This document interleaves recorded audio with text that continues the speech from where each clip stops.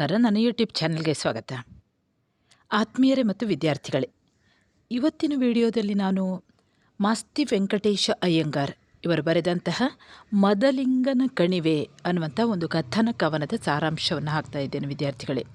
ನಿಮಗೆಲ್ಲ ಗೊತ್ತಿದ್ದ ಹಾಗೆ ಮಾಸ್ತಿ ಎಂದರೆ ಕನ್ನಡದ ಆಸ್ತಿ ಎಂದೇ ಪ್ರಸಿದ್ಧರಾಗಿರುವವರು. ಇವರ ಪೂರ್ಣ ಹೆಸರು ಮಾಸ್ತಿ ವೆಂಕಟೇಶ ಅಯ್ಯಂಗಾರ್. ಇವರನ್ನು ಸಣ್ಣ ಕಥೆಗಳ ಜನಕ ಎಂದು ಕೂಡ ಕರೆಯುತ್ತಾರೆ.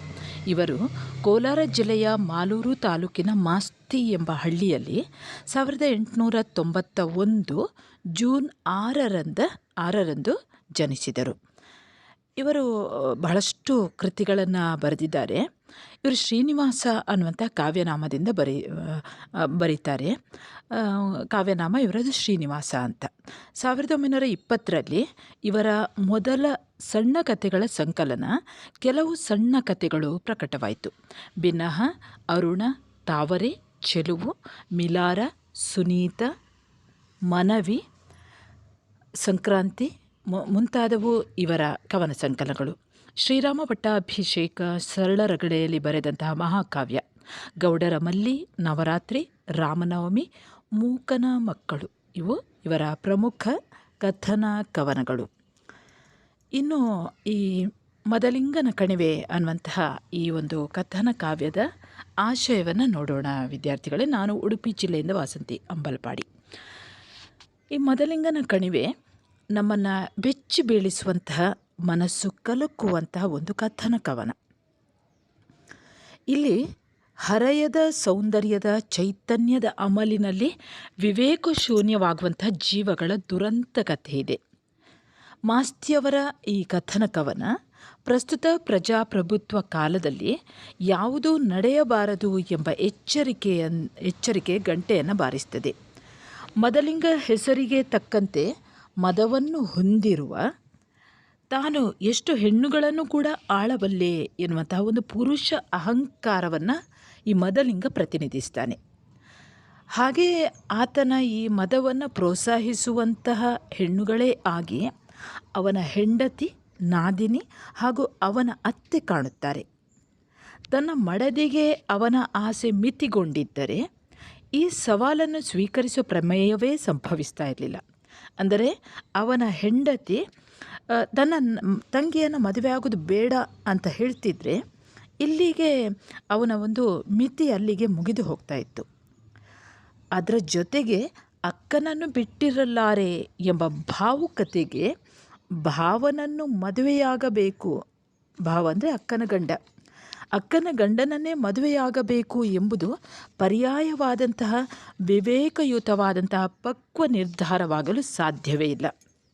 ಯಾವುದೇ ಹೆಣ್ಣು ಇರ್ಬೋದು, ತನ್ನ ಮನಸ್ಸಿನ ಒಂದು ಮಿತಿಯ ಒಳಗೆ, ಯಾಕಂದರೆ ಭಾವನನ್ನು ಮದುವೆ ಆಗುವಂಥ ಸರಿಯಲ್ಲ, ಎಂಥದೇ ಆಗಲಿ ಯಾವುದೇ ಸನ್ನಿವೇಶಗಳು ಇರಲಿ, ತನ್ನ ಅಕ್ಕನ ಗಂಡನನ್ನು ಮದುವೆ ಆಗೋದು ಸರಿಯಲ್ಲ ಅನ್ನುವಂಥ ಒಂದು ವಿವೇಚನೆಯೂ ಕೂಡ ಈ ತಂಗಿಯಲ್ಲಿ ಇರಬೇಕಿತ್ತು, ಮದಲಿಂಗನ ನಾದಿನಿಯಲ್ಲಿ ಕೂಡ ಇರಬೇಕಿತ್ತು.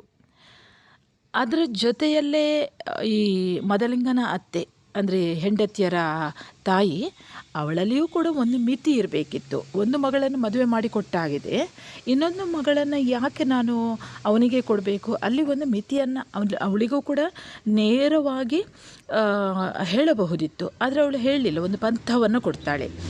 ಇಲ್ಲಿಗೆ ಎಲ್ಲ ಅತಿಯಾಸೆ ಹಾಗೂ ಅಪಕ್ವ ನಿರ್ಧಾರಗಳ ಸೂತ್ರದಲ್ಲಿ ವಿಶ್ಲೇಷಿಸುವಾಗ ಮಾಸ್ತಿಯವರ ಈ ಕಥನ ಕವನ ಅಂತಃಕರಣದ ಪರವಾಗಿದ್ದು ಅತ್ಯಂತ ಮುಖ್ಯ ಎನಿಸ್ತದೆ. ವಿದ್ಯಾರ್ಥಿಗಳೇ, ಇಲ್ಲಿ ನಿಮಗೆ ಸಂದರ್ಭಕ್ಕೆ ಬರುವಂಥದ್ದು ಮೊದಲ ಸಂದರ್ಭ ನೋಡಿ. ಸಂದರ್ಭದ ಪ್ರಶ್ನೆಗಳು: ಅಕ್ಕಯ್ಯ, ನೀನು ನಮ್ಮನ್ನು ಬಿಟ್ಟು ಹೋಗುವರೆ ಮನಸ್ಸು ಬರುವುದೇ? ಎರಡನೇ ಪ್ರಶ್ನೆ: ಪಂಥವನ್ನು ಹೂಡಿ ಹೆಂಗಸು ಮಾತನಾಡಿಸಲು ಪಂಥಕ್ಕೊಪ್ಪದ ಜೌವನಿಗನುಂಟೆ? ಮೂರನೇ ಪ್ರಶ್ನೆ: ಒಪ್ಪಿದೆನು, ಗುಡ್ಡವನ್ನು ಹಿಂದಕ್ಕೆ ಏರಿ ಇಳಿದು ಬರುವೆನು. ನಾಲ್ಕನೇ ಪ್ರಶ್ನೆ: ಬೆಳೆಯುವ ಪೈರು ಭಾದ್ರಪದದೊಳೆ ಸುಟ್ಟು ಹೋಯಿತು. ಇನ್ನು ಇಲ್ಲಿ 8 ಅಂಕದ ಪ್ರಶ್ನೆಗಳು ಬರ್ತವೆ ನೋಡಿ. ಮೊದಲ ಪ್ರಶ್ನೆ: ಪಂಥ ಅಥವಾ ಸವಾಲು ಎಂಬುದು ಕೇವಲ ಹದಿಹರೆಯದ ಹುಡುಗಾಟಿಕೆಯಾದರೆ ಎಂತಹ ದುರಂತ ಸಂಭವಿಸುತ್ತದೆ ಎಂಬ ವಿವೇಕವನ್ನು ಮದಲಿಂಗನ ಕಣಿವೆ ಕಥನ ಕವನ ಹೇಗೆ ಪ್ರಚುರಪಡಿಸುತ್ತದೆ ವಿವರಿಸಿ. ಇನ್ನು ಎರಡನೆಯ ಪ್ರಶ್ನೆ, 6 ಅಂಕದ ಪ್ರಶ್ನೆಗಳು ಇವೆರಡು. ಇನ್ನು ಎರಡನೇದು ಮತ್ತು ಮೂರನೇದು. ಕಣಿವೆಗೆ ಮದಲಿಂಗನ ಕಣಿವೆ ಎಂದು ಹೇಗೆ ಹೆಸರು ಬಂದಿದೆ ವಿವರಿಸಿ. ಮೂರನೇ ಪ್ರಶ್ನೆ, ಮದಲಿಂಗನ ಕಣಿವೆ ಕಥನ ಕವನದ ಸ್ವಾರಸ್ಯವನ್ನು ಬರೆಯಿರಿ. ವಿದ್ಯಾರ್ಥಿಗಳೇ, ಬಹಳ ಸುಲಭವಿದೆ. ಇದನ್ನೇ ನಾನು ವಿವರಿಸ್ತಾ ಹೋಗ್ತೇನೆ. ನಿಮಗೆ ಇಲ್ಲಿ ಪದ್ಯದ ಫೋಟೋವನ್ನು ಹಾಕಿದ್ದೇನೆ. ಅದರ ಪ್ರಕಾರ ನಾನು ಪಾಠವನ್ನು ಮಾಡ್ತಾ ಹೋಗ್ತೇನೆ. ಚಿಕ್ಕನಾಯಕನ ಹಳ್ಳಿಯನ್ನು ಬಿಟ್ಟು ತುಮಕೂರ ಕಡೆ ಬರುವ ದಾರಿ ಅದೊಂದು ಕಣಿವೆಯಲ್ಲಿ ಬರುತ್ತಿಹುದು. ಇಲ್ಲಿ ಚಿಕ್ಕನಾಯಕನ ಹಳ್ಳಿ, ತುಮಕೂರು ಕಡೆಯಲ್ಲಿ ಬರುವಂಥ ಚಿಕ್ಕನಾಯಕನ ಹಳ್ಳಿ ಅನ್ನುವಂಥದ್ದಿದೆ. ಅಲ್ಲಿ ಬರುವಾಗ ಒಂದು ಕಣಿವೆ ಸಿಗ್ತದೆ. ಅದನ್ನು ಮದಲಿಂಗನ ಕಣಿವೆ ಎನ್ನುವರು. ಆ ಕಣಿವೆಯನ್ನು ಮದಲಿಂಗನ ಕಣಿವೆ ಅಂತ ಹೇಳ್ತಾರೆ. ಈ ಬಳಿಯ ಕಥೆಯನ್ನು ಕೇಳಿ ಯಾರ ಮನವಾದರೂ ಕರಗುವುದು. ಈ ಮದಲಿಂಗನ ಕಣಿವೆಯ ಕಥೆಯನ್ನು ಕೇಳಿದರೆ ಯಾರ ಮನಸ್ಸಾದರೂ ಕೂಡ ಕರಗಿ ಹೋಗುತ್ತದೆ. ಹಿಂದೆ, ಬಹು ವರ್ಷಗಳ ಹಿಂದೆ, ಈ ಬಳಿಯ ಒಂದೂರಿನಲ್ಲಿ ಅಕ್ಕ ತಂಗಿಯರು, ಹುಡುಗಿಯರಿಬ್ಬರಿದ್ದರು. ಹಿಂದೆ, ಬಹಳಷ್ಟು ವರ್ಷಗಳ ಹಿಂದೆ, ಈ ಮದಲಿಂಗನ ಕಣಿವೆ ಇದೆ ನೋಡಿ, ಅಲ್ಲೇ ಬಳಿಯಲ್ಲಿ ಒಂದು ಊರಿತ್ತು. ಆ ಊರಿನಲ್ಲಿ ಅಕ್ಕ ತಂಗಿಯರು, ಬಹಳ ಸಣ್ಣ ಪ್ರಾಯದ ಹುಡುಗಿಯರವರು. ಅವರು ಬಹಳ ಚೆಲುವೆಯರಾಗಿದ್ದರಂತೆ. ಅವರಲ್ಲಿ ಹಿರಿಯ ಹುಡುಗಿಯನ್ನು ಅವರ ಮಾವನ ಮಗ ಮದಲಿಂಗ ಎಂಬುವನು. ಅದರಲ್ಲಿ ಆ ಇಬ್ಬರು ಚಂದದ ಅಕ್ಕ ತಂಗಿಯರಲ್ಲಿ ದೊಡ್ಡವಳನ್ನು, ಹಿರಿಯ ಹುಡುಗಿಯನ್ನು ಮದಲಿಂಗ ಅನ್ನುವಂತಹ ಒಬ್ಬ ಅವಳ ಮಾವನ ಮಗ, ಅಂದರೆ ಅಮ್ಮನ ತಮ್ಮನ ಮಗ, ಅಮ್ಮನ ತಮ್ಮನ ಮಗನೂ ಆಗಿರ್ಬೋದು, ಅಣ್ಣನ ಮಗನೂ ಆಗಿರ್ಬೋದು, ಒಟ್ಟು ಮಾವನ ಮಗ. ಅವನ ಹೆಸರು ಮದಲಿಂಗ ಅಂತ. ಅವನು ಮದುವೆ ಆಗ್ತಾನೆ. ಇಲ್ಲಿ ಮಾಸ್ತಿ ವೆಂಕಟೇಶ ಅಯ್ಯಂಗಾರ್ ಅವರು ಹೇಳ್ತಾರೆ, ಮದಲಿಂಗ ಎಂಬುವನು ಮದಲಿಂಗ ಎನ್ನುವುದು ಇಟ್ಟ ಹೆಸರು, ಇಲ್ಲ ಮದವಣಿಗ ಎನ್ನುವುದು ಮದಲಿಂಗನಾಯಿತು, ಅದು ಗೊತ್ತಿಲ್ಲ. ಮದಲಿಂಗನ ಕಣಿವೆ ಹೌದು. ಇದು ಮದಲಿಂಗ ಇರ್ಬೋದು ಅಥವಾ ಮದವಣಿಗ ಅನ್ನುವಂಥದ್ದೇ. ಆ ಹೆಸರೇ ಈಗ ಮದಲಿಂಗ ಆಯಿತು ಅನ್ನುವಂಥದ್ದು ನಾನರಿಯೇ ಅಂತ ಹೇಳ್ತಾರೆ ಮಾಸ್ತಿ ವೆಂಕಟೇಶ ಅಯ್ಯಂಗಾರ್ ಅವರು. ಮದಲಿಂಗ ಮದುವೆಯಾದನು. ಕೆಲವು ದಿನ ಕಳೆದ ಮೇಲೆ ಅವಳನ್ನು ಕರೆಯುವುದಕ್ಕೆ ಬಂದು ಒಳ್ಳೆ ದಿನವ ನೋಡಿ ಹೊರಟಿಹನು. ಸ್ವಲ್ಪ ಸಮಯ ಹೋದ ನಂತರ ಈ ಮದುಮಗ ಮದಲಿಂಗ ಏನು ಮಾಡ್ತಾನೆ, ತನ್ನ ಹುಡುಗಿಯನ್ನಂದರೆ ಮದುವೆಯಾದ ಹುಡುಗಿಯನ್ನು, ಅವಳನ್ನು ತನ್ನ ಊರಿಗೆ ಕರ್ಕೊಂಡು ಬರಲಿಕ್ಕೆ ಒಳ್ಳೆಯ ದಿನವನ್ನು ನೋಡಿ ಹೊರಡ್ತಾನಂತೆ. ಹೊಸದೊಂದು ಹೆಂಡತಿಯ ಜೊತೆ ಅತ್ತೆ ನಾದಿನಿಯರು ಹೊರಟು ಬರುತ್ತಿಹರು. ಅವನ ಜೊತೆಯಲ್ಲಿ ಹೆಂಡತಿ, ಆಗತಾನೆ ಮದುವೆಯಾದಂಥ ಹೆಂಡತಿ ಮತ್ತು ಅವನ ನಾದಿನಿ, ಅಂದರೆ ಹೆಂಡತಿಯ ತಂಗಿ ಮತ್ತು ಅತ್ತೆ, ಜೊತೆಗೆ ಅತ್ತೆ ನಾದಿನಿಯರು ಹೊರಟು ಬರುತ್ತಿಹರು. ಅವರು ಒಟ್ಟಿಗೆ ಎಷ್ಟು 4 ಜನ ಒಟ್ಟಿಗೆ ಹೋಗ್ತಾ ಇದ್ದಾರೆ. ಮದಲಿಂಗ ಕಟ್ಟಾಳು, ನೋಡಲಿಕ್ಕೆ ಸಂತೋಷವಾಗುವುದು. ಅಗಲವಾಗಿರುವ ಎದೆ, ಅಗಲವಾಗಿಹ ತುಂಬು ಮುಖ, ಹೊಳೆವ ಕಣ್ಣುಗಳು, ನಕ್ಕನೆನೆ ತುಟಿಹಲ್ಲು, ಕುಡಿಮೀಸೆಗಳ ಚೆಂದ, ಬಹುಚೆಂದ.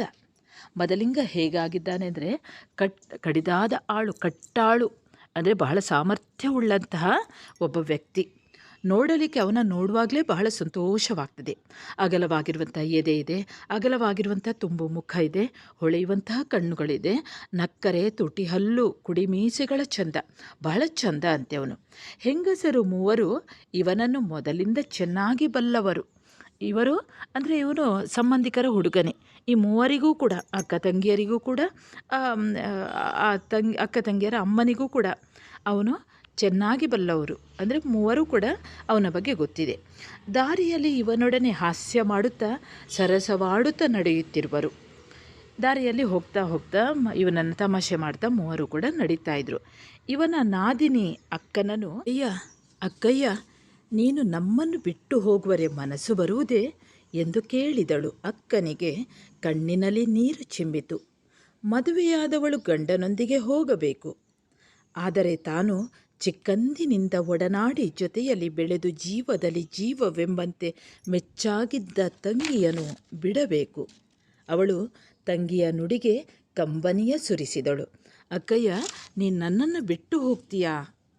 ಬಿಟ್ಟು ಹೋಗಲಿಕ್ಕೆ ನಿನಗೆ ಮನಸ್ಸು ಬರುವುದೇ ಅಂತ ತಂಗಿ ಅಕ್ಕನ ಬಳಿಯಲ್ಲಿ ಕೇಳ್ತಾಳೆ. ಆಗ ಅಕ್ಕನಿಗೆ ಕಣ್ಣಲ್ಲಿ ನೀರು ಚಿಮ್ತದೆ. ಮದುವೆಯಾದವಳು ಗಂಡನೊಂದಿಗೆ ಹೋಗಬೇಕು, ಆದರೆ ಚಿಕ್ಕಂದಿನಿಂದಲೂ ಒಡನಾಡಿ ನನ್ನ ಒಡನೆ ಬೆಳೆದವಳು, ಜೊತೆಯಲ್ಲಿ ಬೆಳೆದವಳು, ಜೀವದಲ್ಲಿ ಜೀವ ಎಂಬಂತೆ ಮೆಚ್ಚಾಗಿದ್ದ ತಂಗಿಯನ್ನು ಬಿಡಬೇಕು. ಅವಳು ತಂಗಿಯ ಮಾತಿಗೆ ಕಣ್ಣೀರು ಸುರಿಸ್ತಾಳಂತೆ. ಆಗ ತಾಯಿ ಈ ಮಾತನ್ನು ಕೇಳ್ತಾಳೆ. ತಾಯಿ ಕಿರಿಯಳ ಕುರಿತು, ನಾಳೆ ಗಂಡನ ಮನೆಗೆ ನೀ ಹೋಗದಿರುವೆಯ? ಎಲ್ಲರೂ ಹೋಗುವರು, ಮನಸ್ಸು ಬರುವುದು ಎಂದು ಹೇಳಿದಳು. ಆಗ ತಾಯಿ ತನ್ನ ಕಿರಿಯ ಮಗಳು ನುಡಿದಂತಹ ಮಾತಿಗೆ ಅವಳು ಹೇಳ್ತಾಳಂತೆ, ನಾಳೆ ಗಂಡನ ಮನೆಗೆ ನೀನೂ ಕೂಡ ಹೋಗಲೇಬೇಕು. ಹೋಗದೆ ಕೂತ್ಕೊಳ್ತೀಯ? ಎಲ್ಲರೂ ಹೋಗ್ತಾರೆ, ಮನಸ್ಸು ಬರ್ತದೆ, ಗಂಡನೊಟ್ಟಿಗೆ ಹೋಗಲಿಕ್ಕೆ ಮನಸ್ಸು ಬರ್ತದೆ ಅಂತ ಹೇಳ್ತಾಳೆ. ಆಗ ಈ ಹುಡುಗಿ ಹೇಳ್ತಾಳಂತೆ, ನನಗಾವ ಗಂಡನೂ ಬೇಡೆಂದು ಹುಡುಗಿ ತಲೆಯನ್ನು ಒಂದು ಕಡೆ ಹಾರಿಸಿ ಹುಬ್ಬಗಂಟಿಕ್ಕಿ ಹೇಳಿದಳು. ಆಗ ಈ ಹುಡುಗಿ ಹೇಳ್ತಾಳೆ, ನನಗೆ ಯಾವ ಗಂಡನೂ ಬೇಡ, ನಾನು ಅವನ ಜೊತೆ ಹೋಗುವುದಿಲ್ಲ ಅಂತ ತಲೆಯನ್ನು ಒಂದು ಕಡೆಗೆ ಹಾರಿಸಿ ಹುಬ್ಬನ್ನು ಗಂಟಿಕ್ಕಿ ಹೇಳ್ತಾಳಂತೆ. ಆಗ ಮದಲಿಂಗ ನಸುನಗುತ್ತೆ, ಬಲ್ಲೆ ನೀ ಆಟಗಳ, ಎಲ್ಲರೂ ಹೀಗೆಯೇ ಬೇಡ ಬೇಡ ಎಂದು ಬಾಯಲ್ಲಿ ಹೇಳುವರು, ಯಾವನೋ ಬಂದು ಕರೆಯುವ ಮುನ್ನ ಓಡುವರು, ಹುಡುಗಿಯರ ಆಟವೇ ಹೀಗೆ ಎಂದನು. ಆಗ ಮದಲಿಂಗ ನಗ್ತಾ ಹೇಳ್ತಾನಂತೆ ಈ ಸಣ್ಣ ಹುಡುಗಿಗೆ, ಬಲ್ಲೆನು ಈ ಆಟಗಳನ್ನೆಲ್ಲ, ಎಲ್ಲರೂ ಕೂಡ ಹೀಗೆ ಬೇಡ ಬೇಡ ಅಂತ ಬಾಯಲ್ಲೇ ಹೇಳುವಂಥದ್ದು, ಯಾರೋ ಬಂದು ಕರೆಯುವ ಮುನ್ನವೇ ಆ ಹುಡುಗಿಯರು ಅವನ ಹಿಂದೆ ಓಡಿಬಿಡ್ತಾರೆ, ಹುಡುಗಿಯರ ಆಟವೇ ಹೀಗೆ ಅಂತ ಅವನು ಮದಲಿಂಗ ಹೇಳ್ತಾನೆ. ಅದಕ್ಕೆ ಹುಸಿ ನಗೆಯ ಮುಖದ ಹೊಳೆವ ಕಣ್ಣಿನ ಹುಡುಗಿ, ಭಾವನಿಗೆ ಮದುವೆಯಾಗಿ 3 ದಿನವಾಗಿಹುದು, ಆಗಲೇ ಎಲ್ಲವನ್ನು ತಿಳಿದಿರುವನಂತೆ, ಆಹಾ ಎಷ್ಟು ಗಟ್ಟಿಗನು ಎಂದು ಉಸುರಿದಳು. ಹೀಗೆ ಹೇಳಿದಂತಹ ಮಾತಿಗೆ ಸಣ್ಣವಳು ಹೇಳ್ತಾಳಂತೆ, ಹುಸಿನಗೆ ತಂದುಕೊಂಡು ಮುಖದಲ್ಲಿ ಹೊಳೆಯುವಂತಹ ಕಣ್ಣಿನ ಹುಡುಗಿ ಅವಳು ಹೇಳ್ತಾಳೆ, ಭಾವನಿಗೆ ಮದುವೆಯಾಗಿ 3 ದಿನ ಆಗಿದೆ, ಆಗಲೇ ಕೂಡ ಎಲ್ಲವನ್ನು ತಿಳಿದಿರುವನಂತೆ, ಎಷ್ಟು ಗಟ್ಟಿಗನೋ ನೀನು ಅಂತ ಉಸುರಿದಳು. ಹೇಳ್ತಾಳೆ ಅವಳು, ಉಸುರಂದರೆ ಹೇಳು. ಮಧ್ಯಾಹ್ನ ಎಲ್ಲೆಡೆಯೂ ಬೆಳಕು ತುಂಬಿಹುದು, ಸಂತಸದ ದಿನ, ಹುಡುಗ ಹುಡುಗಿಯರು ಎಲೆ ಅಡಿಕೆ ಅಗಿದಿರುವರು. ಹುಡುಗನಿಗೆ ಸರಸದಲ್ಲಿ ಆಸೆ, ಈ ನಾದಿನಿಯೋ ಸರಸದಲ್ಲಿ ಪಂತವನ್ನು ಹೂಡಿ ಮಾತನಾಡುವಳು. ಪಂತವನ್ನು ಹೂಡಿ ಹರೆಯದ ಹುಡುಗಿ ನುಡಿಸುತ್ತಿರೆ, ಪಂತವಾಡದ ಜವ್ವನಿಗನುಂಟೆ. ಈಗ ಅವರು ಹೋಗ್ತಾ ಇರುವಾಗ ಮಧ್ಯಾಹ್ನದ ಹೊತ್ತು, ಎಲ್ಲ ಕಡೆಯೂ ಕೂಡ ಮಧ್ಯಾಹ್ನದ ಬಿಸಿಲೇ ಇದೆ, ಬೆಳಕು ತುಂಬಿದೆ, ಸಂತಸದ ದಿನ, ಭಾಳ ಸಂತೋಷವಾಗಿದ್ದಾರೆ ಎಲ್ಲರೂ ಕೂಡ. ಹುಡುಗಿಯರು ಅಂದರೆ ಈ ಮದಲಿಂಗ ಮತ್ತು ಈ ಇಬ್ಬರು ಹುಡುಗಿಯರು ಎಲೆ ಅಡಿಕೆಯನ್ನು ತಿಂತಾ ಇದ್ದಾರೆ, ಅಗಿತಾ ಇದ್ದಾರೆ. ಹುಡುಗನಿಗೆ ಸರಸದಲ್ಲಿ ಆಸೆ, ಆಗತಾನೆ ಮದುವೆ ಆಗಿದ್ದಾನೆ, ಭಾಳ ಖುಷಿಯಲ್ಲಿದ್ದಾನೆ. ಈ ನಾದಿನಿಯು ಸರಸದಲ್ಲಿ ಸಂತೋಷದ ಮಾತುಗಳಲ್ಲಿ ಪಂತವನ್ನೇ ಹೂಡಿ, ಪಂತ ಅಂದರೆ ಸವಾಲು, ಆ ಸವಾಲುಗಳನ್ನು ಹೂಡಿ ಮಾತಾಡ್ತಾ ಹೋಗ್ತಾಳೆ. ಪಂತವನ್ನು ಹೂಡಿ ಹರೆಯದ ಹುಡುಗಿ ನುಡಿಸುತ್ತಿರೆ ಅಂದರೆ ಪಂತವನ್ನು ಹಾಕ್ತಾ ಈ ಹರೆಯದ ಈ ಚಂದದ ಹುಡುಗಿಯರು ಮಾತನಾಡುತ್ತಿರುವಾಗ, ಪಂತವಾಡದ ಜವ್ವನಿಗನುಂಟೆ, ಪಂತವನ್ನು ಸವಾಲನ್ನು ಹೇಳದೇ ಇರುವಂತಹ ಜವ್ವನಿಗ ಅಂದರೆ ಹರೆಯದ ಹುಡುಗನುಂಟೆ. ಮದಲಿಂಗ ಹೀಗೆ ಮಾಡ್ತಾನೆ, ಏನು ಮಾಡ್ತಾನೆ ಅಂತ ನೋಡಿ. ಮದಲಿಂಗ ನಾದಿನಿಯ ಕಡೆ ನಗುತ್ತಾ, ಮದಲಿಂಗ ಆ ಹೆಂಡತಿಯ ತಂಗಿಯನ್ನು ನೋಡಿ ಅವನು ಹೀಗೆ, ಬಲ್ಲೆನೋ ಇಲ್ಲವೋ ನಿನಗೆ ತಿಳಿಯುವುದೆಂತು, ಅಕ್ಕನನ್ನು ಬಿಡುವುದಕ್ಕೆ ನಿನಗಿಷ್ಟವಿಲ್ಲದಿರೆ ಬಿಡದೆ ನೀನೂ ಒಡನೆ ಬಾ, ಆಗ ತಿಳಿಯುವುದು ಎನ್ನಲು ನಾದಿನಿ ನಾಚಿ ತಲೆಬಾಗಿ ತಾಯಿಯ ಕಡೆ ನೋಡಿದಳು. ಈ ಮದಲಿಂಗ ಹೇಳ್ತಾನಂತೆ, ನಿನಗೆ ಅಕ್ಕನನ್ನು ಬಿಡಲಿಕ್ಕೆ ಆಗುವುದಿಲ್ಲ ಅಂತ ಇದ್ದರೆ, ನಿನಗೆ ಅಕ್ಕನನ್ನು ಬಿಟ್ಟು ಇರಲಿಕ್ಕೆ ಇಷ್ಟ ಇಲ್ಲ ಅಂತ ಇದ್ದರೆ, ನೀನೂ ಕೂಡ ನನ್ನ ಜೊತೆ ಬಾ, ನನ್ನ ಹೆಂಡತಿಯಾಗಿ ಬಾ, ಅದರ ಅರ್ಥ ಹೆಂಡತಿಯಾಗಿ ಬಾ ಅಂತ, ಆಗ ತಿಳಿಯುವುದು ಎನ್ನಲು ಹೀಗೆ ಮದಲಿಂಗ ಹೇಳಲು ನಾದಿನಿ ನಾಚಿ ತಲೆಬಾಗ್ತಾಳಂತೆ. ಅಂದರೆ ಅವಳಿಗೆ ಒಪ್ಪಿಗೆ ಇದೆ ಅನ್ನುವಂತಹ ಅರ್ಥ ಬರ್ತದೆ. ನಾಚಿ ತಲೆಬಾಗಿ ತಾಯಿಯ ಕಡೆ ನೋಡಿದಳು, ತನ್ನ ತಾಯಿಯನ್ನು ನೋಡ್ತಾಳಂತೆ. ಆಮೇಲೆ ಮಾತನಾಡದೆ ಎಲ್ಲ ದಾರಿ ನಡೆಯುತ್ತಲಿಹರು. ಆಮೇಲೆ ಮೌನವಾದರು, ಎಲ್ಲರೂ ಕೂಡ ಮುಂದೆ ನಡೆಯುತ್ತಾ ಹೋಗ್ತಾರೆ. ಆಗ ಅರ್ಧ ಹರಿದಾರಿ ನಡೆಯುವ ಮುನ್ನ ಹಿರಿಯಳು, ಅಮ್ಮ ತಂಗಿಯನ್ನು ಎನ್ನ ಜೊತೆಗೆ ಕಳುಹಿಸಮ್ಮ, ಇವರು ಒಪ್ಪುವರು, ಜೊತೆಯಲ್ಲಿ ಬೆಳೆದ ತಂಗಿಯನ್ನು ಬಿಟ್ಟು ನಾನಿರಲಾರೆ, ಎನ್ನ ಕೈ ಹಿಡಿದವರು ಇವಳ ಕೈಯನ್ನು ಹಿಡಿದು ಸಾಕಲಾರರೆ ಎಂದು ಗೋಗರೆದು ಕೇಳಿದಳು. ಮದಲಿಂಗನ ಮಾತಿಗೆ ಎಲ್ಲರೂ ಮೌನವಾಗಿ ಬಿಡ್ತಾರೆ. ಅಲ್ಲಿಗೆ ಆ ಮಾತನ್ನು ಮರೆಸಬಹುದಿತ್ತು. ಆದರೆ ಅಕ್ಕ ಏನು ಮಾಡ್ತಾಳೆ ಅಂದರೆ, ಹಿರಿಯವಳು ಅರ್ಧಕ್ಕೆ ನಡೀತಾ ಹೋಗ್ತಾ ಇರುವಾಗ ಹಿರಿಯವಳು ಹೇಳ್ತಾಳಂತೆ, ಅಮ್ಮ ತಂಗಿಯನ್ನು ಕೂಡ ನನ್ನ ಜೊತೆಗೆ ಕಳುಹಿಸು, ಇವರು ಹೇಗೂ ಒಪ್ಪಿದ್ದಾರೆ, ಜೊತೆಯಲ್ಲಿ ಬೆಳೆದಂತಹ ತಂಗಿಯನ್ನು ನಾನು ಬಿಟ್ಟು ನಾನಿರುವುದಿಲ್ಲ, ನನ್ನ ಕೈ ಹಿಡಿದವರು ನನ್ನ ತಂಗಿಯ ಕೈಯನ್ನು ಹಿಡಿದು ಸಾಕುವುದಿಲ್ಲವೇ ಅಂತ ಗೋಗರೆದು ಕೇಳಿದಳು. ತನ್ನಮ್ಮನನ್ನು ಅವಳು ದಮ್ಮ ಹೊಡಿತಾಳಂತೆ, ಅಂದರೆ ಬೇಡ್ತಾಳೆ ಅವಳು. ಅಂದರೆ ತಂಗಿಯನ್ನು ಕೂಡ ಕಳುಹಿಸಿಬಿಡು, ನನ್ನ ಗಂಡ ನನ್ನನ್ನು ಮಾತ್ರ ಸಾಕುವುದಲ್ಲ, ನನ್ನ ತಂಗಿಯನ್ನು ಕೂಡ ಸಾಕ್ತಾರೆ ಅಂತ ಅವಳು ಹೇಳಿದಾಗ, ಅವಳು ಹಿರಿಯವಳು ಹೇಳುವುದನ್ನು ಕೇಳಿ ಮದಲಿಂಗನಿಗೆ ಆಸೆ ಮನದಿ ನಿಜವಾಗಿ ಹುಟ್ಟಿತು. ನಿಜವಾಗಿಯೂ ಮದಲಿಂಗ ಏನೋ ಒಂದು ತಮಾಷೆಗೆ ಹೇಳಿದ್ದಿರ್ಬೋದು, ನಿನಗೆ ಅಕ್ಕನನ್ನು ಬಿಡಲಿಕ್ಕೆ ಇಷ್ಟ ಇಲ್ಲದಿದ್ದರೆ ಬಂದು ಬಿಡು ಅಂತ ಹೇಳಿದ್ದಿರ್ಬೋದು. ಆದರೆ ಈಗ ಅವನಿಗೆ ಪುಷ್ಟಿ ಕೊಡುವ ಹಾಗೆ ಹೆಂಡತಿ ಹೇಳಿಬಿಡ್ತಾಳೆ. ನಮ್ಮ ಕಡೆ ಯಾಕಂದರೆ ಕೆಲವೊಮ್ಮೆ ಅಕ್ಕನಿಗೆ ಮದುವೆ ಮಾಡಿಕೊಡುವಾಗ, ಅಕ್ಕನನ್ನು ಕಳಿಸಿಕೊಡುವಾಗ ತಂಗಿಯನ್ನು ಕಳಿಸಿಕೊಡುವುದಿಲ್ಲ. ಭಾವನ ಮನೆಗೆ ತಂಗಿಯನ್ನು ಕಳಿಸಿಕೊಡುವಂತಹ ಕ್ರಮ ಇಲ್ಲ ಹಿಂದಿನಿಂದಲೂ. ಈ ಕಡೆ ಯಾಕೆ ಕಳಿಸುವುದಿಲ್ಲ ಅಂದರೆ ಇಂಥದ್ದೇ ನಡೆಯುತ್ತದೆ ಅನ್ನುವಂಥ ಒಂದು ನಂಬಿಕೆ, ಹಿರಿಯರ ನಂಬಿಕೆ.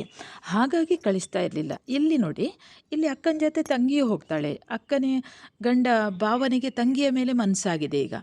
ಅದಕ್ಕೆ ಪೂರಕವಾಗಿ ಅಕ್ಕನೂ ಕೂಡ ಇದು ಮಾಡ್ತಾಳೆ, ಪುಷ್ಟಿಯನ್ನು ಕೊಡ್ತಾಳೆ, ಅದಕ್ಕೆ ಬೆಂಬಲಿಸ್ತಾಳೆ ಅದನ್ನು ಹಾಗಾಗಿ ಮದಲಿಂಗನಿಗೆ ಆಸೆ ಮನದಿ ನಿಜವಾಗಿ ಹುಟ್ಟಿತು.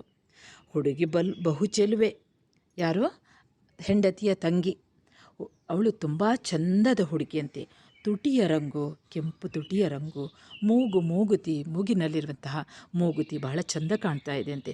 ಬಾವಲಿಯ ಹಾಗೆ ಇರುವಂತಹ ಕಿವಿ, ಹಣೆಯ ಕುಂಕುಮದ ಬಟ್ಟು, ಹಣೆಯಲ್ಲಿರುವಂತಹ ಕುಂಕುಮದ ಬೊಟ್ಟು, ಭಾರದ ಹೆರಳು, ಉದ್ದವಾದಂತಹ ಜಡೆ, ಹೆರಳಿನಲ್ಲಿ ತೊಟ್ಟ ಮಲ್ಲಿಗೆ ಹೂವು ಕೊಪ್ಪು, ಹೆರಳಿನಲ್ಲಿ ತೊಟ್ಟಂತಹ ಮಲ್ಲಿಗೆ ಹೂವು ಕೊಪ್ಪು ಅಂದರೆ ಈ ಕಿವಿಯ ಮೇಲ್ಗಡೆ ಒಂದು ಬುಗುಡಿ ಟೈಪಲ್ಲಿ ಕಿವಿಯ ಮೇಲೆ ಒಂದು ಆಭರಣವನ್ನು ಹಾಕ್ತಾರೆ, ಅದಕ್ಕೆ ಕೊಪ್ಪು ಅಂತ ಹೇಳ್ತಾರೆ. ಇವ ಕಂಡು ಮನಸೋತನವನು. ಇದನ್ನು ನೋಡಿ ಅವನು ಮನಸೋತು ಬಿಡ್ತಾನಂತೆ ಮದಲಿಂಗ. ಅತ್ತೆಯನ್ನು ನೋಡಿ ಸುಮ್ಮನಿರ್ತಾನೆ. ಅತ್ತೆಯ ಪರ್ಮಿಷನ್ ಬೇಕಲ್ವ, ಅನುಮತಿ ಬೇಕಲ್ವ, ಅತ್ತೆ ನೋಡಿ ಸುಮ್ಮನಾಗ್ತಾನಂತೆ. ಅವನ ನಾದಿನಿ ತಾಯಿಯ ಕಡೆ ನೋಡದೆ ಸುಮ್ಮನಿಹಳು. ಇವರಿಬ್ಬರಿಗೆ ಒಬ್ಬರನೊಬ್ಬರಲ್ಲಿ ನೆಟ್ಟಿತು. ಇದು ಎಂತೂ ಇಷ್ಟು ಬೇಗದೊಳಾಯಿತೆನಲು ನಾನರಿವೆನೆ. ಇಲ್ಲಿ ಇವರಿಬ್ಬರಲ್ಲಿ ಮನಸ್ಸು ಸೇರ್ತಾ ಉಂಟು, ಒಬ್ಬರನ್ನೊಬ್ಬರು ನೋಡ್ಕೊಳ್ತಾ ಇದ್ದಾರೆ. ಅವರ ಒಳಗೆ ಅಷ್ಟು ಬೇಗ ಪ್ರೀತಿ ಹೇಗಾಯಿತು ಅಂತ ಇಲ್ಲಿ ಕವಿ ನನಗೊತ್ತಿಲ್ಲ ಅಂತ ಹೇಳ್ತಾರೆ. ನಾನರಿವೆನೆ. ಆಗಸದಿ ವಾಯುಮಂಡಲದ ರಾಜರ ತೆರೆದೆ ಗೃದ್ರಗಳು ಗರಿ ಹರಡಿ ಹಾರುತ್ತಿರುವುದ ನೀವು ನೋಡಿರುವಿರೋ. ಹೆಣ್ಣು ಗಂಡು ಗರಿಯನ್ನು ಹರಡಿ ಮೇಲಕ್ಕೆ ಇನ್ನೂ ಮೇಲ್ಗಡೆ ಹಾರುವವು. ಒಂದೆರಡನೊಂದು ಮಾತನಾಡುವುದೇ, ಸನ್ನೆಯಲ್ಲಿ ಆಸೆಯನ್ನು ತೋರುವುವೆ. ಒಮ್ಮೊಮ್ಮೆ ಒಂದೊಂದು ನೀಳವಾಗಿಹ ತಮ್ಮ ಸೀಳು ದನಿಯಲ್ಲಿ ಕೂಗಿ ಏರಿದೆವು ಎಂದು ಜಯಘೋಷವನ್ನು ಹಾಕುವವು. ವಾಯುಮಂಡಲದಲ್ಲಿ ಹಾರ್ತಾ ಇರುವಂತಹ ಹಕ್ಕಿಗಳು ಮೇಲೆ ಹೋಗ್ತಾವಂತೆ. ರಾಜರ ತೆರದೆ ಮೇಲೆ ಹೋಗ್ತಾ ಇರುವಂತಹ ಹಕ್ಕಿಗಳನ್ನು ನೋಡಿದ್ದೀರಾ? ಆ ಹೆಣ್ಣು ಗಂಡು ಹಕ್ಕಿಗಳು ಗರಿಯನ್ನು ಹರಡಿ ಮೇಲೆ ಇನ್ನೂ ಮೇಲ್ಗಡೆ ಹಾರ್ತಾ ಹೋಗ್ತವೆ.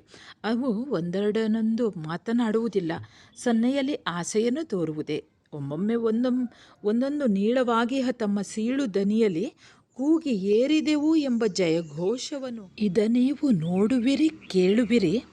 ಆ ಮಧ್ಯೆ ಗಂಡು ಹೆಣ್ಣಿಗೆ ಮೋಡದಿಂದ ಮೋಡಕ್ಕೆ ಹರಿವ ತೆಳುಮಿಂಚ ಕೆಡಿಯಂತೆ ಮನದಾಸೆ ಹರಿಯುವುದ ನೋಡಿರುವಿರ. ಅಂದರೆ ಈ ಹಕ್ಕಿಗಳು, ಇಲ್ಲಿ ಹಕ್ಕಿಗಳಂದರೆ ಸಾಧಾರಣವಾಗಿ ರಣಹದ್ದಿನ ಜಾತಿಯಂತಹ ಹದ್ದುಗಳು. ಈ ಹದ್ದುಗಳು ಒಟ್ಟಿಗೆ ಮೇಲೆ ಹೋಗ್ತವಂತೆ.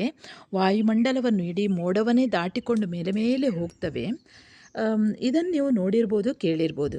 ಈ ಮಧ್ಯೆ ಗಂಡು ಹೆಣ್ಣಿಗೆ ಮೋಡದಿಂದ ಮೋಡಕ್ಕೆ ಹರಿಯುವ ತೆಳುಮಿಂಚ ಕಿಡಿಯಂತೆ, ಅಂದರೆ ಆ ಎರಡೂ ಹಕ್ಕಿಗಳಿಗೆ ಮೋಡದ ನಡುವೆ ಇರುವಂತಹ ಒಂದು ಸಣ್ಣ ಮಿಂಚಿನ ಹಾಗೆ ಒಂದು ಮನದಲ್ಲಿ ಒಂದು ಆಸೆ ಬರ್ತದೆ, ಒಟ್ಟಾಗಬೇಕು ಅನ್ನುವಂತಹ ಆಸೆ ಬರ್ತದೆ. ಮನದಾಸೆ ಹರಿಯುವುದ ನೋಡಿರುವಿರ. ಮಧ್ಯೆ ಹಾರುವುದ ನಿಲ್ಲಿಸುತ್ತೆ. ಅವು ಈ ಎರಡು ಪೆರ್ಮರನ ತಲೆ ಮೇಲಿಳಿದು ಕೆಳೆಯ ಬೆಳೆಸುವವು. ಅಂದರೆ ಅವುಗಳು ಹಾರ್ತಾ ಇದ್ದ ಹಾಗೆ ಒಮ್ಮೆಲೆ ಮನಸ್ಸಿನಲ್ಲಿ ಆಸೆ ಬಂದುಬಿಟ್ಟು ಅವುಗಳು ಪೆರ್ಮರ ಅಂದರೆ ದೊಡ್ಡ ಮರ, ಹಿರಿದಾದ ಮರ. ಆ ಹಿರಿದಾದ ಮೇಲೆ ಮರದ ಮೇಲಿಂದ ಕೆಳಗೆ ಬಂದು ಒಟ್ಟಾಗ್ತವೆ. ಬೆಳೆಸುವವು ಗೆಳೆತನವನ್ನು ಬೆಳೆಸ್ತವೆ, ಒಟ್ಟಾಗ್ತವೆ. ಇದು ದೇವದೇವನ ಮಾಯೆ. ಅಂದರೆ ಆ ಹಕ್ಕಿಗಳು ಒಟ್ಟಿಗೆ ಹೋಗ್ತಾ ಇರ್ತವೆ. ಏನೋ ಒಮ್ಮೆಲೆ ಮನಸ್ಸಿನಲ್ಲಿ ಒಂದು ಆಸೆ ಬಂದುಬಿಡ್ತದೆ. ಅದೇ ರೀತಿಯಲ್ಲಿ ಮದಲಿಂಗನಿಗೆ ಮತ್ತು ಮದಲಿಂಗನ ಹೆಂಡತಿಯ ತಂಗಿಗೆ ಈ ಆಸೆ ಬಂದುಬಿಡ್ತದೆ ಅಂತ ಹೇಳ್ತಾರೆ. ಮದಲಿಂಗನಿಗೆ ಅವನ ನಾದಿನಿಗೆ ಯಾವಾಗ ಮನದ ಒಲುಮೆಯಾಯಿತೋ ಎಂತಾಯಿತೋ ನಾನು ಏನರಿವೆ. ಓರೋರ್ವರಿಗೆ ಮನವ ತೆತ್ತವರು. ಅಂದರೆ ಈ ಹಕ್ಕಿಗಳ ಹಾಗೆ ಎಷ್ಟು ಹೊತ್ತಿಗೆ ಅವರಲ್ಲಿ ಪ್ರೀತಿ ಉಂಟಾಯಿತೋ ಅದು ಗೊತ್ತಿಲ್ಲ. ಅಂತೂ ಇಬ್ಬರೂ ಕೂಡ ಒಬ್ಬರನ್ನೊಬ್ಬರು ಬಿಟ್ಟು ಇರದೇ ಇರುವಂಥ ಸ್ಥಿತಿಗೆ ಅವರಿಬ್ಬರು ತಲುಪ್ತಾರೆ. ಇನ್ನೇನೋ ಮಾತಾಡಬೇಕು ಅನ್ನುವಷ್ಟರಲ್ಲಿ ಅಲ್ಲೇ ತಾಯಿ ಇದ್ದಾರೆ. ಹಾಗಾಗಿ ತಾಯಿ ಏನು ಹೇಳ್ತಾಳೋ ಎಂದು ಯೋಚಿಸುತ್ತೀಹರು. ಮದಲಿಂಗ ತನ್ನ ಅತ್ತೆ ಏನು ಹೇಳ್ತಾಳೋ ಅಂತ, ಈ ಹುಡುಗಿ ಸಣ್ಣವಳು ತನ್ನ ತಾಯಿ ಏನು ಹೇಳ್ತಾಳೋ ಅನ್ನುವ ರೀತಿಯಲ್ಲಿ ಅವರು ತಮ್ಮ ಮನದ ಆಸೆಯನ್ನು ಅದು ಮಿಟ್ಟು ಅವರು ಯೋಚನೆ ಮಾಡ್ತಾ ಇರ್ತಾರೆ. 4 ಹೆಜ್ಜೆಯ ನಡೆದು ಆಗ ತಾಯಿ ಹೇಳ್ತಾಳಂತೆ, ನಿಮ್ಮಂಥವರು ತುಂಬು ಹರೆಯದ ಹೆಂಡಿರಿಬ್ಬರನ್ನು ಆಳುವುದು ಯಾರಿಂದಲಾದೀತು, ಯಾವ ಮಾತಿತು ಬಿಡು ಎಂದು ಹಿರಿಯವಳಿಗೆಂದಳು. ಅವಳು ಹೇಳ್ತಾಳೆ, ನೀವೆಲ್ಲರೂ ಕೂಡ ತುಂಬು ಹರೆಯದವರು. ಇಂಥ ತುಂಬು ಹರೆಯದ ಹೆಂಡತಿಯರನ್ನು ನೀನು ಹೇಗೆ ಆಳುತ್ತಿ, ಯಾವ ಮಾತಿದು, ಬಿಡು ಅಂತ ತಾಯಿ ಹೇಳ್ತಾಳಂತೆ, ಹಿರಿಯವಳಿಗೆ ಹೇಳ್ತಾಳೆ. ಅದಕ್ಕೆ ಮದಲಿಂಗ ಹೇಳ್ತಾನೆ, ಅತ್ತೆಮ್ಮ, ನಾನೇನು ಮುದುಕನೆ? ಹುಡುಗಿಯರು ಸಂಪ್ರದಾಯದ ಮಕ್ಕಳಲ್ಲವೇ? ನೀ ಕೊಡಲು ಇವಳನೂ ನಾ ಸಾಕಲಾರೆನೆ? ಇಬ್ಬರೂ ನನಗೆ ಸಂಸಾರವನ್ನು ಮಾಡರೆ, ಎಲ್ಲಿಯೋ ಒಬ್ಬ ಗಂಡಗೆ ಹೆಂಡಿರಿಬ್ಬರಿರರೆ ಎಂದು ತವಕದೊಳಗಾಡಿದನು. ಅದೇ ಇಲ್ಲಿ ಅತ್ತೆಮ್ಮ ಹೇಳಿದಂಥ ಮಾತು, ಇಲ್ಲ, ಸಾಧ್ಯ ಇಲ್ಲ, ಇದು ಇಬ್ಬರನ್ನು ಆಳಲಿಕ್ಕೆ ಸಾಧ್ಯ ಇಲ್ಲ, ತುಂಬ ಹರೆಯದ ಹುಡುಗಿಯರನ್ನು ಅವನಿಂದ ಸಾಕಲಿಕ್ಕೆ ಸಾಧ್ಯ ಆಗಲಿಕ್ಕಿಲ್ಲ ಅಂತ ಹೇಳಿದಾಗ ಇವ ಕೂಡಲೇ ಹೇಳಿಬಿಡ್ತಾನೆ ಮದಲಿಂಗ ಹೇಳಿಬಿಡ್ತಾನಂತೆ, ಅತ್ತೆಮ್ಮ, ನಾನೇನು ಮುದುಕನೆ? ಹುಡುಗಿಯರಿಬ್ಬರು ಸಂಪ್ರದಾಯದ ಮಕ್ಕಳಲ್ಲವೇ? ಸಂಪ್ರದಾಯಬದ್ಧವಾಗಿ ನೀನು ಬೆಳೆಸಿದವಳಲ್ವಾ? ಹಾಗಾಗಿ ಅವರು ಒಳ್ಳೆ ಸಂಸ್ಕಾರ ಇರುವವರೇ ಅಲ್ವಾ? ನೀನು ಒಂದು ವೇಳೆ ಕೊಟ್ಟರೆ ನಾನೇನು ಸಾಕೋದಿಲ್ಲ ಅಂತ ಹೇಳ್ತೇನಾ? ಇಬ್ಬರು ನನ್ನ ಜೊತೆ ಸಂಸಾರವನ್ನು ಮಾಡ್ತಾರೆ. ಎಲ್ಲಿಯಾದರೂ ಒಬ್ಬ ಗಂಡನಿಗೆ ಇಬ್ಬರು ಹೆಂಡತಿಯರು ಇಲ್ಲದೇ ಇರುವುದು ಉಂಟೆ ಅಂತ ಅಲ್ಲಿಗೊಂದು ಅವನು ಕ್ವಶನ್ ಹಾಕಿಬಿಡ್ತಾನೆ. ಅಂದರೆ ತೊಂದರೆ ಇಲ್ಲ, ಇಬ್ಬರನ್ನು ನಾನು ಸಾಕ್ತೇನೆ, ಇಬ್ಬರು ಹೆಂಡತಿಯರನ್ನು ಸಾಕ್ತೇನೆ ಅಂತ ಕೂಡಲೇ ಅವಸರದಲ್ಲಿ ಹೇಳಿಬಿಡ್ತಾನಂತೆ. ಇಷ್ಟು ಹೊತ್ತಿಗೆ ಅವರು ಈ ಕಣಿವೆ ಇರುವ ಬಳಿ ಸೇರಿದರು. ಕಣಿವೆ ಇದು ಬಹು ಎತ್ತರದ ಒಂದು ಗುಡ್ಡದಡಿಯನ್ನು ಬಳಸಿ ಮತ್ತೆ ಆ ಕಡೆಗೇ ಸೇರುವುದು. ಕಣಿವೆ ಯಾವ ರೀತಿ ಇದೆ ಅನ್ನುವಂಥದ್ದನ್ನು ಇಲ್ಲಿ ಕವಿ ಹೇಳ್ತಾರೆ. ಈ ಕಣಿವೆ, ಈಗ ಮದಲಿಂಗನ ಕಣಿವೆ ಅಂತ ಹೇಳಿದ್ರಲ್ಲ, ಆ ಕಣಿವೆಯ ಬಳಿಗೆ ಅವರು ಬರ್ತಾರಂತೆ. 4 ಜನವು ಬರ್ತಾರೆ. ಬಂದಾಗ ಕಣಿವೆ ಹೇಗಿದೆ ಅಂದರೆ, ಕಣಿವೆ ಅಂದರೆ ಬಹಳ ಕೊರಕಲು ಪ್ರದೇಶ, ಅದು ಬಹಳ ಆಳವಾದಂತಹ ಪ್ರದೇಶ. ಅಲ್ಲಿ ಆ ಕಡೆ ಈ ಕಡೆ ದೊಡ್ಡ ದೊಡ್ಡ ಗುಡ್ಡ ಇದೆ. ಅಲ್ಲೇ ಹೋಗಿ ಆ ಕಡೆಗೆ ಸೇರುವುದು, ಗುಡ್ಡದಡಿಯನ್ನು ಬಳಸಿ ಮತ್ತೆ ಆ ಕಡೆ ಸೇರುವುದು. ಬುಡದಲ್ಲಿ ದಾರಿ ಒಂದು ಹರದಾರಿಯಾಗುವುದು. ಗುಡ್ಡವನೇರಿ ಆ ಕಡೆಗೆ ಇಳಿದು ದಾರಿಯ ಮತ್ತೆ ಸೇರುವರೆ ಅದರೊಳು 6ರಲ್ಲೊಂದು ಪಾಲಿಹುದು. ಕೆಚ್ಚೆದೆಯ ಗಡಸುಗಾರರು ಕೂಡ ಬಳಸಿಯೇ ಹೋಗುವರು. ಗುಡ್ಡವೇರುವುದು ಕಷ್ಟ. ಅಂದರೆ ಇಲ್ಲಿ ಎಂಥವರೇ ಎಷ್ಟೇ ಗಟ್ಟಿಗರಾಗಿದ್ದರೂ ಕೂಡ ಗುಡ್ಡವನ್ನು ಹತ್ತಿಕೊಂಡು ಅವರು ಆ ಕಡೆ ಹೋಗ್ತಾ ಇರಲಿಲ್ಲ. ಅಂದರೆ ಗುಡ್ಡ ಎತ್ತರವಾಗಿತ್ತು. ಅದಕ್ಕಾಗಿ ಗುಡ್ಡದಿಂದ ಕೆಳಗಡೆಯೇ ಬಳಸಿ ಹೋಗ್ತಾ ಇರುವಂತಹ ಆ ದಾರಿಯನ್ನೇ ಜನ ಬಳಸ್ತಾ ಇದ್ರು. ಎಂಥವರೇ ಆದರೂ ಕೂಡ ಅಲ್ಲಿ ಗುಡ್ಡದ ಮೇಲಿಂದ ಹೋದರೂ ಆ ಕಡೆಯ ದಾರಿಯೇ ಬರ್ತದೆ, ಗುಡ್ಡದಿಂದ ಕೆಳಗಡೆಯಿಂದ ಬಳಸಿ ಹೋದರೂ ಕೂಡ ಆ ದಾರಿ ಸಿಗ್ತದೆ, ಆ ಕಡೆಯ ದಾರಿ ಸಿಗ್ತದೆ. ಎಂಥವರೇ ಆಗಲಿ ಆ ಕಡೆಗೆ ಹೋಗ್ತಾ ಇರಲಿಲ್ಲ. ಕೆಚ್ಚೆದೆಯ ಬಹಳಷ್ಟು ಧೈರ್ಯ ಇದ್ದಂಥ ಗಡಸುಗಾರರು, ಗಟ್ಟಿಗಾರರು ಕೂಡ, ಎಂತಹ ಧೈರ್ಯಶಾಲಿಗಳು ಕೂಡ ಬಳಸಿಯೇ ಹೋಗುವರು. ಆ ಕೆಳಗಡೆಯ ಕಣಿವೆ ದಾರಿಯಲ್ಲೇ ಹೋಗ್ತಾರೆ. ಗುಡ್ಡವೇರುವುದು ಕಷ್ಟ. ಹುಡುಗಿಯರ ಅಮ್ಮ ಹೇಳ್ತಾಳಂತೆ, ಸಂಪ್ರದಾಯದ ಮಕ್ಕಳಾದರೇನಪ್ಪಯ್ಯ, ಬಾಳುವರೆ ಸರಿಯಾದ ಗಂಡನೇ ಇರಬೇಕು. ನೀನಿವಳನೂ ಮದುವೆಯಾಗಲೆಳಸುವುದಾಗೆ ಹಿಂದಕ್ಕೆ ನಡೆದು ಹತ್ತಿ ಗುಡ್ಡವನೇರಿ ಆ ಕಡೆಗೆ ಇಳಿದು ದಾರಿಯ ಸೇರಿ ಒಪ್ಪುವೆನು. ಏರಿ ಇಳಿವೆಯಾ ಎಂದಳು. ಆಗ ತಾಯಿ ಹೇಳ್ತಾಳಂತೆ, ಸಂಪ್ರದಾಯದ ಮಕ್ಕಳಾದರೆ ಏನಪ್ಪಯ್ಯ ಏನಯ್ಯ, ಬಾಳಿಸಬೇಕಾದ್ರೆ ಜೀವನ ನಡೆಸಬೇಕಾದ್ರೆ ಸರಿಯಾದ ಗಂಡನೇ ಇರಬೇಕು. ನೀನು ಒಂದು ವೇಳೆ ಇವಳನ್ನ ತಂಗಿಯನ್ನ ಮದುವೆ ಆಗ್ತೀಯಂತ ಇದ್ದರೆ ಅಲ್ಲಿ ಗುಡ್ಡ ಕಾಣ್ತಾ ಉಂಟಲ್ಲ, ಆ ಗುಡ್ಡಕ್ಕೆ ನೀನು ಹಿಂದೆ ಹೆಜ್ಜೆ ಇಟ್ಟು ಹತ್ತಿ ಮುಂದೆ ಹೆಜ್ಜೆ ಇಡುವುದಲ್ಲ, ಹಿಂದೆ ಹೆಜ್ಜೆ ಇಡ್ತಾ ಹೋಗಿ ಆ ಗುಡ್ಡವನ್ನು ಏರಿ ಆ ಕಡೆಗೆ ಇಳಿದು ಆ ದಾರಿಯ ಸೇರಲು ನಾನು ಒಪ್ಪುವೆನು. ಪುನಃ ಕೇಳ್ತಾಳೆ, ಏರಿ ಇಳಿಯುವೆಯಾ ಅಂತ. ಹಿಂದೆ ಹೆಜ್ಜೆ ಇಟ್ಟು ನೀನು ಆ ಗುಡ್ಡವನ್ನು ಏರಿ ಅಲ್ಲಿಂದ ಇಳಿತೀಯಾ ಅಂತ ಕೇಳ್ತಾಳೆ. ಅವಳು ಹೇಳಿದುದು 3 ಪಾಲಿಗೆ ಸರಸ, ಸುಮ್ಮನಿರದಾಡಿದಳು. ಅವಳು ಹೇಳಿದ್ದು 3 ಪಾಲಿಗೆ ಸರಸ ಅಂದರೆ ಸಂತೋಷದಲ್ಲೇ ಏನೋ ಒಂದು ತಮಾಷೆಗೆ ಹೇಳಿಬಿಟ್ಲು. ನೀನು ಇಳಿತೀಯಾ, ನಿನ್ನಿಂದ ಆಗ್ತದಾ, ಹಾಗಾದರೆ ನಾನು ನನ್ನ ಮಗಳನ್ನು ಕೊಡ್ತೇನೆ ಅಂತ. ಆಗ ಮದಲಿಂಗ ಕಟ್ಟಾಳು ಹರೆಯದವ, ಹುಡುಗಿಯನ್ನು ಪಡೆಯುವುದು ಸಾಧ್ಯವೇನೆ, ಪಡೆಯುವುದಕ್ಕೆ ಆಸೆ ಇದೆ. ಅವರಮ್ಮ ಬೇರೆ ಈ ಪಂಥವನ್ನು ಹೂಡಿದಳು. ಪಂಥವನ್ನು ಹೂಡಿ ಹೆಂಗಸು ಮಾತನಾಡಿಸಲು ಪಂಥಕ್ಕೊಪ್ಪದ ಜವ್ವನಿಗನುಂಟೆ. ಇಲ್ಲಿ ಕವಿ ಹೇಳ್ತಾರೆ, ಮದಲಿಂಗ ಕಟ್ಟಾಳು ಧೈರ್ಯವಂತ, ದೊಡ್ಡ ಕಟ್ಟುಮಸ್ತಾದ ಆಳು, ದಷ್ಟಪುಷ್ಟವನಾಗಿದ್ದಾನೆ. ಅದರ ಮೇಲೆ ಅವನು ಹರೆಯದವನು, ಜವ್ವನಿಗ ಅವನು. ಹುಡುಗಿಯನ್ನು ಪಡೆಯುವುದು ಸಾಧ್ಯವೇನೆ, ಪಡೆಯುವುದಕ್ಕೆ ಆಸೆ ಇದೆ, ಇಬ್ಬರೂ ಬೇಕು ಅಂತ ಅವನಿಗೆ.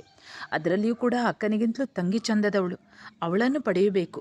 ಅದು ಕೂಡ ಅವಳ ಅಮ್ಮ ಈ ಪಂಥವನ್ನು, ಈ ಸವಾಲನ್ನು ಹಾಕಿದ್ದಾಳೆ, ನನಗೆ ಸ್ಪರ್ಧೆಯನ್ನು ಕೊಟ್ಟಿದ್ದಾಳೆ. ಪಂಥವನ್ನು ಹೂಡಿ ಹೆಂಗಸು ಮಾತನಾಡಿಸಲು, ಅದು ಕೂಡ ಒಬ್ಬಳು ಹೆಂಗಸು ಪಂಥವನ್ನು ಹಾಕುವುದಾದರೆ ಯಾವ ಹರೆಯದ ಗಂಡಸು ತಾನೇ ಒಪ್ಪುವುದಿಲ್ಲ? ಒಪ್ಪದೇ ಇರಲಿಕ್ಕೆ ಅವನ ಒಂದು ಅಂತಸ್ತಿನ ಪ್ರಶ್ನೆ ಅಲ್ವಾ? ಹಾಗಾಗಿ ಮದಲಿಂಗ ಹೇಳ್ತಾನೆ, ಒಪ್ಪಿದೆನು, ಗುಡ್ಡವನ್ನು ಹಿಂದಕ್ಕೆ ಏರಿ ಇಳಿದು ಬರುವೆನು, ಆಗ ಹುಡುಗಿಯನ್ನು ಕೊಡು ಎನಗೆ. ದಣಿದು ನಾ ಬರುವ ವೇಳೆಗೆ ಇವಳ ಕೈಯಿಂದ ಈ ಚೊಂಬು ನೀರ ಹೊಯ್ಯಿಸಿ ಕೈಗೆ ಇವಳಿಂದ ಕುಡಿಯುವುದಕ್ಕೆ ನೀರು ಕುಡಿಸು ಎಂದು ಒಂದು ಸಲ ನಾದಿನಿಯ ಕಡೆ ನೋಡಿ ಬೆನ್ನ ಗುಡ್ಡದ ಕಡೆಗೆ ತಿರುಗಿಸುತ್ತೆ ಏರತೊಡಗಿದನು. ಇವನು ಮದಲಿಂಗ ಹೇಳ್ತಾನಂತೆ, ಆಯಿತು, ನೀನು ಹೇಳಿದಂತಹ ಪಂಥವನ್ನು ಸ್ವೀಕರಿಸ್ತೇನೆ. ನಾನು ಈ ಗುಡ್ಡವನ್ನು ಹಿಂದಕ್ಕೆ ಏರಿ ಅಲ್ಲಿಂದ ಇಳ್ಕೊಂಡು ಬರ್ತೇನೆ, ಆಗ ಈ ಹುಡುಗಿಯನ್ನು ಕೊಡು ಎನಗೆ. ದಣಿದು ನಾನು ಬರುವ ವೇಳೆಗೆ ಇವಳ ಕೈಯಿಂದ ಈ ಚೊಂಬಲ್ಲಿ ನೀರನ್ನು ನನ್ನ ಕೈಗೆ ಹೊಯ್ಯಿಸು, ಇವಳಿಂದ ನನಗೆ ನೀರನ್ನು ಕುಡಿಯುವುದಕ್ಕೆ ಕೊಡಿಸು ಅಂತ ಹೇಳಿ ಆ ಹುಡುಗಿಯ ಕಡೆಗೆ ನೋಡ್ತಾನೆ. ನಾದಿನಿಯ ಕಡೆಗೆ ನೋಡಿ ಗುಡ್ಡದ ಕಡೆಗೆ ಬೆನ್ನು ತಿರುಗಿಸ್ತಾ ಅವನು ಏರತೊಡಗ್ತಾನೆ. ಬಹಳ ಬಿಸಿಲು, ಬಹು ಎತ್ತರದ ಗುಡ್ಡ, ಅದನ್ನೇರತೊಡಗಿದನು. ದೊಡ್ಡ ಗುಡ್ಡ ಅದು, ಅದನ್ನು ಏರ್ತಾ ಹೋಗ್ತಾನಂತೆ. ಸ್ವಲ್ಪ ಹತ್ತಿದ ಮೇಲೆ ಅತ್ತೆ ಅಳಿಯನ ನೋಡಿ, ಸ್ವಲ್ಪ ಅವನು ಹತ್ತಿಕೊಂಡು ಹೋಗ್ತಾನೆ. ಅತ್ತೆ ನೋಡ್ತಾಳಂತೆ, ಈ ಬಿಸಿಲಿನಲ್ಲಿ ಹತ್ತಿ ಇಳಿದು ಇವ ಬದುಕುವನೇ ಎಂದು ಬಹು ಭಯದಿಂದ, ಏರಿದುದು ಸಾಕಪ್ಪ, ಇಳಿದು ಬಾರಪ್ಪಯ್ಯ ಎಂದು ಹುಯಿಲಿಟ್ಟಳು. ಅವನು ಹೋಗ್ತಾ ಇದ್ದಾನೆ, ಹಿಂದೆ ಹೆಜ್ಜೆಯನ್ನು ಇಟ್ಟು ಆ ಗುಡ್ಡವನ್ನು ಏರ್ತಾ ಇದ್ದಾನೆ.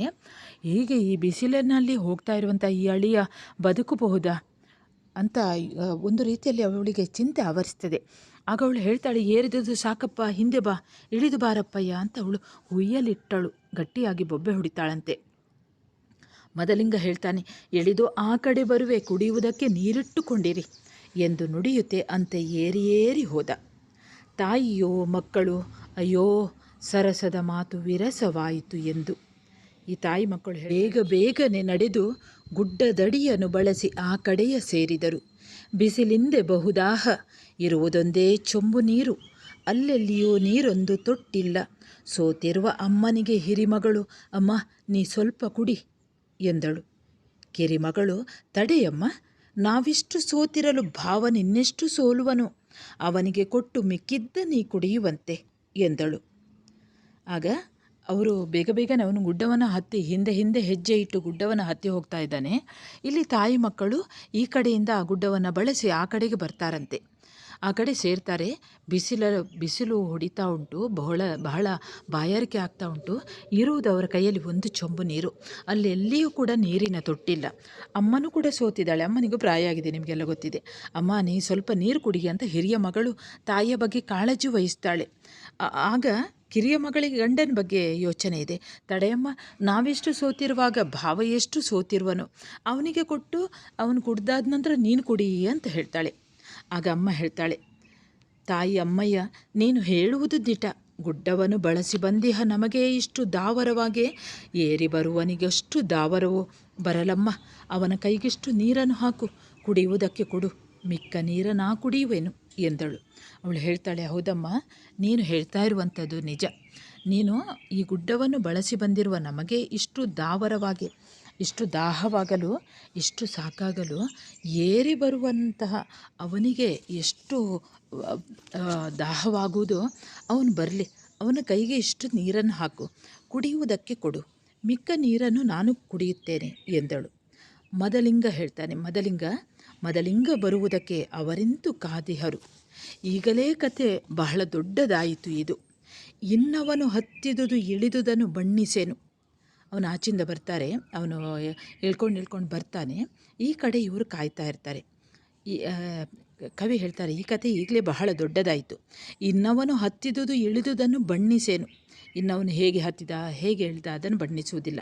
ನಡು ಬೇಸಿಗೆಯಲ್ಲಿ ನಡು ಹಗಲಿನಲ್ಲಿ ಗುಡ್ಡವನ್ನು ಹಿಂದಕ್ಕೆ ಹತ್ತಿ ಹಿಂದಕ್ಕೆ ಇಳಿದು ದಾರಿಯನ್ನು ಸೇರುವರೆ ಬಳಲಿದನು, ಬೆಮರಿದನು. ಬಹಳಷ್ಟು ಆಯಾಸಗೊಳ್ತಾನಂತೆ ಮದಲಿಂಗ. ಬಸವಳಿದು ಸೋತನೆಂಬುದ ನಿಮಗೆ ನಾನೀಗ ಹೇಳಿಕೊಡಬೇಕೆ. ಮದಲಿಂಗ ಬಹಳಷ್ಟು ಬಾಯಾರಿ ಹೋಗ್ತಾನೆ. ಬಹಳ ಹೊತ್ತು ಕಳೆದು ದಾರಿಗೆ ಬಂದು ಸೇರ್ತಾನೆ. ಗಂಟಲಲ್ಲಿ ತೇವ ಒಣಗಿದೆ, ಜೀವ ತೇಲುತ್ತಿದೆ, ಬಹಳ ಸುಸ್ತಾಗಿದೆ, ಆಯಾಸವಾಗಿದೆ, ಗಂಟಲೆಲ್ಲ ಒಣಗಿ ಹೋಗಿದೆ, ಜೀವ ಮೇಲೆ ಹೋಗ್ತಾ ಉಂಟು. ದಾರಿಯನ್ನು ಸೇರಿ ನಾದಿನಿಯ ಕಡೆ ನೋಡಿದನು. ಆ ಕಡೆ ಹೋಗ್ತಾನೆ, ನಾದಿನಿಯನ್ನು ನೋಡ್ತಾನೆ. ಮಾತನಾಡಲು ಆ ಬಾಯಿ ಬರ್ತಾ ಇಲ್ಲ. ಸನ್ನೆಯ ಮಾಡಿ ನೀರನ್ನು ಕೇಳ್ತಾನೆ. ಹುಡುಗಗೆಲ್ಲ ಸಂತಸದಿಂದ ಸ್ವಲ್ಪ ನಗುವನ್ನು ತೋರಿ ಅತ್ತೆಯನ್ನು ನೋಡುತ್ತೆ ಕುಡಿಯುವುದಕ್ಕೆ ಬೊಗಸೆ ಹಿಡಿದನು. ಅಂದರೆ ಅವನಿಗೆ ಸಾಕಾಗಿದೆ, ಮಾತನಾಡಲಿಕ್ಕೆ ಗಂಟಲು ಕಟ್ಟಿ. ತನ್ನ ಚೆನ್ನಿಗ ಗೆದ್ದ ಸಂತೋಷ ಕಣ್ಣಿನಲ್ಲಿ ಗೆದ್ದವನಿಗೊಂದು ಮರ್ಯಾದೆಯನ್ನು ನೀಡಲಿಕ್ಕೆ ಮುತ್ತುಗಳ ತಂದಂತೆ ಕಣ್ಣೀರು ತಲೆದೋರೆ ಬಹುತವಕ ಪಡುತ್ತೆ ಚೊಂಬಿನ ನೀರ ತಂದಳು. ತನ್ನ ಚೆನ್ನಿಗ, ಅದೇ ತನ್ನ ಭಾವ, ತನ್ನನ್ನು ಮದುವೆ ಆಗುವಂತಹ ಗಂಡ ಗೆದ್ದ ಅಂತಹ ಒಂದು ಸಂತೋಷ ಅವಳ ಕಣ್ಣಿನಲ್ಲಿ ಹೇಗೆ ಒಂದು ಕಣ್ಣೀರು ಬರ್ತದೆ, ಆನಂದ ಬಾಷ್ಪ ಬರ್ತದಂತೆ. ಹೇಗೆ ಆ ಗೆದ್ದವನಿಗೆ ಒಂದು ಮರ್ಯಾದೆ ಕೊಡಲು ಒಂದು ಮುತ್ತುಗಳನ್ನು ತಂದು ಕೊಡ್ತಾಳೋ, ಅದೇ ರೀತಿಯಲ್ಲಿ ಅವಳ ಕಣ್ಣಿನಲ್ಲಿ ಮುತ್ತಿನ ಹಾಗೆ ಕಣ್ಣೀರು ಬರ್ತಾ ಇದೆ. ಬಹು ತವಕ ಪಡುತ್ತೆ, ಭಾಳ ಅವಸರ ಪಡ್ತಾ ಆ ಚೊಂಬಿನ ನೀರನ್ನು ಹಿಡ್ಕೊಂಡು ಬರ್ತಾಳಂತೆ. ಅವನ ಕೈಯಲ್ಲಿ ಅದನ್ನು ಸುರಿಯ ಬಗ್ಗಿಸಿದಳು. ಅವನ ಕೈಯನ್ನು ಜೋಡಿಸಿಟ್ಟಿದ್ದಾನೆ, ಅದಕ್ಕೆ ಆ ನೀರನ್ನು ಸುರಿಯಲಿಕ್ಕಾಗಿ ಅವಳು ಬಗ್ಗುತ್ತಾಳೆ. ಸಂತಸದ ಆತುರದಲ್ಲಿ ಬಗ್ಗಿಸುವುದರಲ್ಲಿ ಕೈಜಾರಿ ಅದನ್ನು ಕೆಡವಿದಳು. ಆ ಒಂದು ಚೊಂಬು ನೀರನ್ನು ಬಹಳ ಖುಷಿಯಿಂದ ಅವನ ಕೈಗೆ ಇನ್ನೇನು ಸುರಿಯಬೇಕು, ಆ ಸುರಿಯುವಂತಹ ಸಂತೋಷದ ಭರದಲ್ಲಿ ಅದನ್ನು ಬಗ್ಗಿಸುವುದರಲ್ಲಿ ಆ ಚೊಂಬು ಕೈಜಾರಿ ಕೆಳಗೆ ಬೀಳ್ತದಂತೆ. ನೀರೆಲ್ಲವೂ ಚೆಲ್ಲಿ ಹೋಯಿತು. ದಾಹದಿಂದ ಉಸುರು ತೇಲುತ್ತಿರೆ ಮದಲಿಂಗ ಖೇದದಿಂದೊಮ್ಮೆ ಅವಳನ್ನು ನೋಡಿ ಅಲ್ಲಿ ಮಲಗಿದನು. ಅಯ್ಯೋ ಎಂದು ಅವರತ್ತೆ ಬಂದು ಬಳಿಯಲ್ಲಿ ಕುಳಿತು ಸೆರಗಿನಲ್ಲಿ ಬೀಸಿದಳು. ಹಿರಿ ಹುಡುಗಿ, ಎನ್ನ ಗಂಡನ ಕೊಂದೆ ನೀನೆಂದು ಅಮ್ಮನನ್ನು ಬೈದಳು, ತಂಗಿಯನ್ನು ಬೈದಳು. ಎನ್ನ ಸುಖವನ್ನು ನೋಡಿ ಸಹಿಸಲಾರದೆ ನೀನು ಇವನ ಕೊಲ್ಲಲು ನೀರ ಚೆಲ್ಲಿದೆಯಾ ಎಂದಳು. ತಂಗಿ ಒಂದಾದರೂ ಮಾತನಾಡದೆ ಚೊಂಬ ಹಿಡಿದೆತ್ತಿ ನೀರ ತರಬೇಕೆಂದು ಹತ್ತಿರದ ಊರು ಎಲ್ಲಿಹುದೋ ಎಂದು ಓಡಿದಳು.